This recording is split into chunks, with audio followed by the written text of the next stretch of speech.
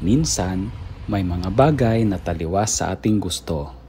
Di natin namamalayan, kapalit pala nito ay mas maganda pa sa ating plano.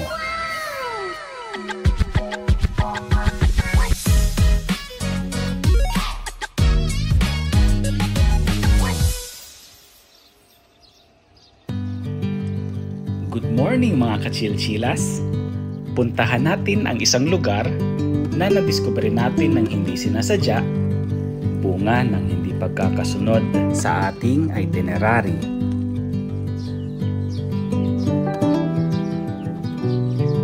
Supposedly, papunta tayo sa Northern Blossom Flower Farm. Pero di natin alam na sarado pala ito nung araw na pumunta tayo. Abangan nyo mga kachilchilas ang next video namin para dun. Para makarating sa Northern Blossom mula Manila through commute, sumakay tayo ng bus sa PITX papuntang Baguio. At mula naman sa Baguio, sumakay tayo ng taxi papuntang Danwa Terminal. Dito meron tayong naabutang van papuntang Northern Blossom. Mula naman sa drop-off point ng Northern Blossom, naglakad lamang tayo ng kaunti.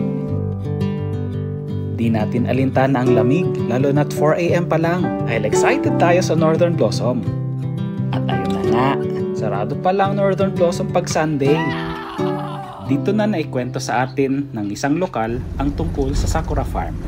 At yun ang pupuntahan natin ngayon.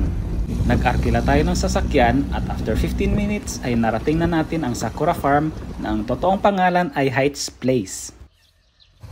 Okay na rin pala na sarado yung Northern Blossoms ngayon at meron tayong nadiskubreng isa pang mas magandang lugar.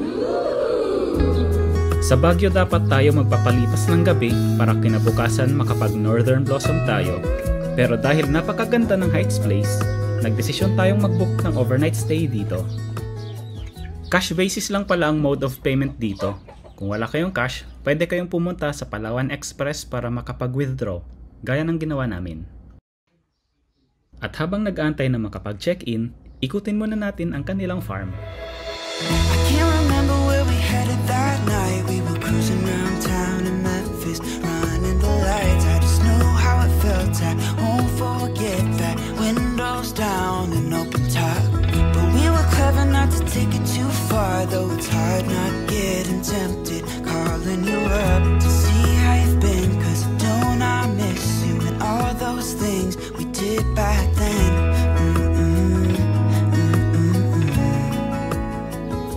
Way back then.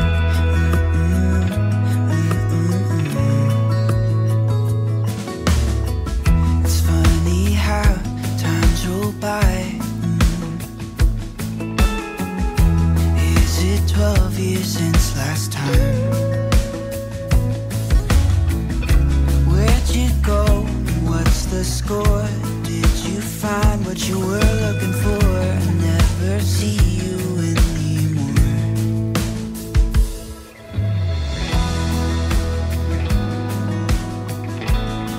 Sa mga plantito at plantita dyan, pwede kayong bumili dito ng iuwi nyong halaman. Wow! Jollibee, ikaw ba yan?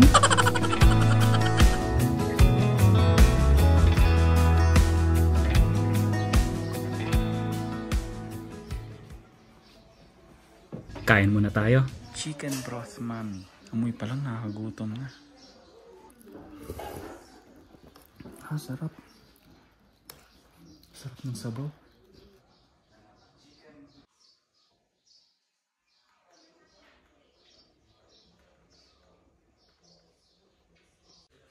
Tapos na tayo mag-check-in, kaya room tour naman tayo.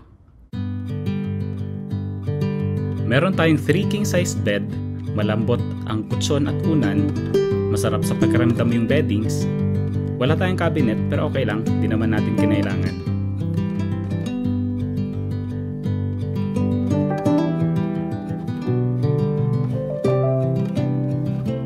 Medyo mahina ang tubig sa gripo kasi galing lang sa bukal ng tubig.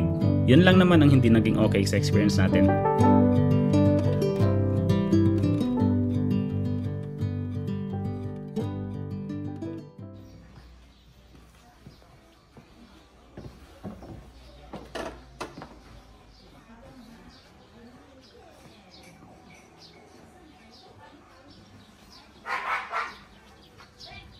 Pagtapos natin magpahinga, ay sa Sakura Farm naman tayo pumunta.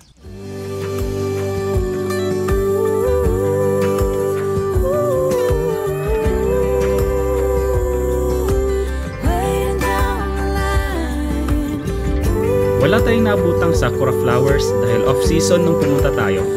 Pero nag-enjoy naman tayo kasi ang daming iba-ibang mga bulaklak dito.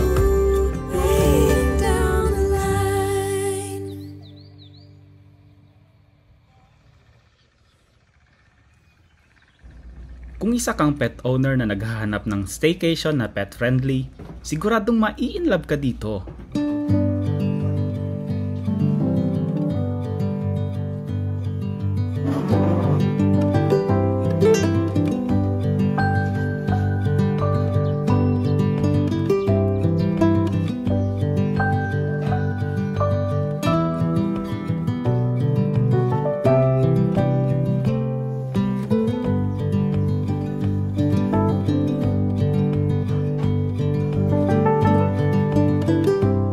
Imbis na tinik ng isda, tinik ng cactus ang trip nitong puting. Kulit!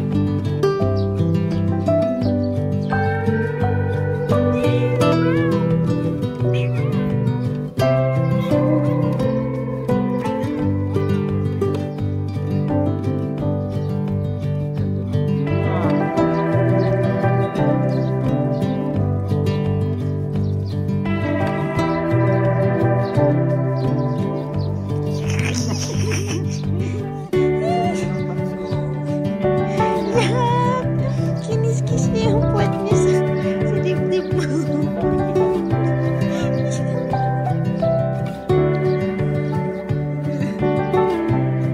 Bukod sa mga halaman, meron din dito mga souvenir. At tinapos natin ang araw sa isang masarap na noodles at lavender tea. Masarap talaga gumising sa ganito ka-relaxing na lugar. Sunod naman nating pupuntahan sa next video ay ang Northern Blossom. I can't remember where we headed that night. We were cruising around town in Memphis, running the lights. I just know how it felt. I won't forget that. Windows down and open top. At sana nag-enjoy kayo sa panonood tulad ng pag-enjoy namin sa pag-shoot at pag-edit nitong video.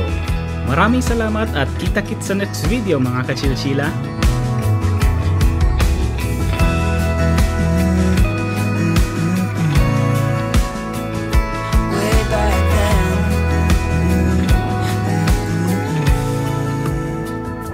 Way back then.